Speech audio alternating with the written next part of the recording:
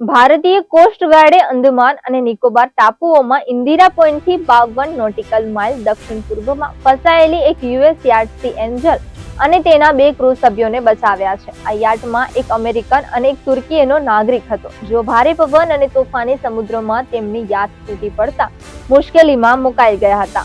ભારતીય કોસ્ટગાર્ડ જહાજ રાજવીરે આ જોખમી કામગીરી હાથ ધરી અને યાટને સુરક્ષિત રીતે કેમ્પબેલ ખાડીમાં લઈ ગયા.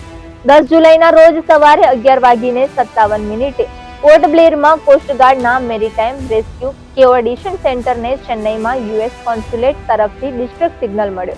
સી એન્જલ બોટનો પાલ ફાટી ગયો હતો અને દોરડામાં ફસાઈ જવાને કારણે તેનો પ્રોપેલર કામ કરી રહ્યો ન હતો. એમઆરસીએસીએ તાત્કાલિક આંતરરાષ્ટ્રીય સુરક્ષા નેટવર્ક સક્રિય કર્યું અને બચાવ માટે જહાજ રાજવીર રવાના કર્યું. ભારે પવન અને ઊંચા મોજા વચ્ચે જહાજ રાજવીર બોટ પર પહોંચ્યું અને પરિસ્થિતિનો તાગ મળ્યો.